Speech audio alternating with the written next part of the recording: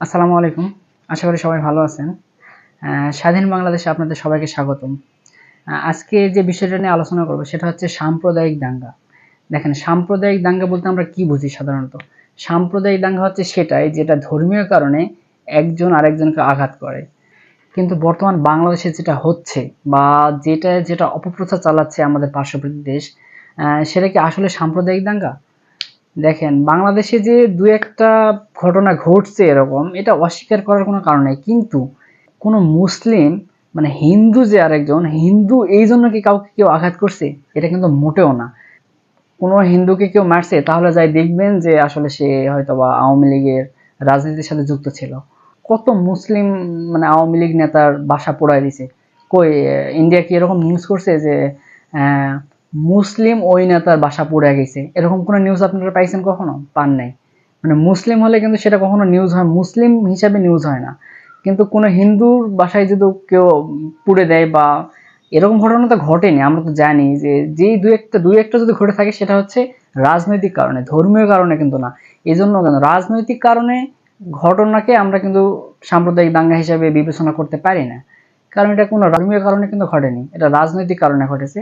এটা রাজনৈতিক দাঙ্গা বলা যেতে পারে। কিন্তু আমাদের পার্শ্ববর্তী দেশ এটা নিয়ে একদম ফলাও করে প্রচার করতেছে যে হ্যাঁ, বাংলাদেশের সব হিন্দুদেরকে মেরে ফেলা হচ্ছে, এই সেই। আপনি দেখেন, আপনারা আমার এই ভিডিওটা যারা যারা দেখবেন, আপনাদের আশেপাশে মানে ঘটনা দেখছেন যে ঘটে গেছে যে একদম হিন্দুর বাসা পোড়ায় দিছে বা মন্দির পোড়ায় দিছে। আমরা শুধু এগুলো নিউজেই দেখতেছি, কিন্তু আপনার আশেপাশে কোনো হিন্দুর বাসা কি কেউ পুড়ে দিছে? কোনো হিন্দুকে ধরে কি কেউ মারছে? মারে নাই কিন্তু। ইন্ডিয়া পুরোপুরি একটা অপপ্রচার চালাচ্ছে বাংলাদেশের বিরুদ্ধে। মানে এই স্বাধীনতাটা আসলে তাদের সহ্য হচ্ছে না। এবং দেখেন আপনি, আমি গতকাল পর্যন্ত আমি নিউজ দেখলাম যে বেশ কয়েকটা জায়গায় যে আওয়ামী লীগ নেতার নির্দেশে হিন্দুদের বাসা পোড়ায় দিচ্ছে বা মন্দিরে বোমা ফুটাইছে। কালকে একটা নিউজ দেখলাম যে আওয়ামী লীগ নেতার নির্দেশে মন্দিরে হচ্ছে বোমা ফুটাইছে। তো দেখেন, আসলে ব্যাপারটা হচ্ছে এটা মোটেও কোনো সাম্প্রদায়িক দাঙ্গা না। এটা হচ্ছে একটা রাজনৈতিক সংঘাত বলা যেতে পারে। মোটেও সাম্প্রদায়িক দাঙ্গা না। আমরা সবাই এগুলো থেকে সাবধান থাকার চেষ্টা করব। আমরা আমাদের দেশকে ভালোবাসি, আমরা আমাদের দেশ স্বাধীন করেছি আমাদের জেনারেশন। যাদের সহ্য হয় না তারাই এগুলো নিয়ে বেশি মাতামাতি করে। দেখবেন আপনি যখন 5ই আগস্ট যখন গণভবনে যখন সাধারণ মানুষেরা ঢোকে, তখন দেখবেন যে অনেকেই বলছে যে এরকম স্বাধীনতা তো আমরা চাইনি। এই পোস্ট যারা দিচ্ছে তারা কিন্তু কখনোই এই স্বাধীনতার পক্ষে ছিল না। হ্যাঁ, তারা হচ্ছে আওয়ামী লীগের লেসপেন্সার সবগুলো। এরা বিভিন্নভাবে ফিরে আসছে পরে। প্রথমে দেশপ্রেমিক হিসাবে আসছে যে আমরা তো এরকম স্বাধীনতা চাইনি। তারপরে ডাকাত হয়ে ফিরে আসছে। তারপরে এখন হিন্দু হয়ে ফিরে আসতেছে।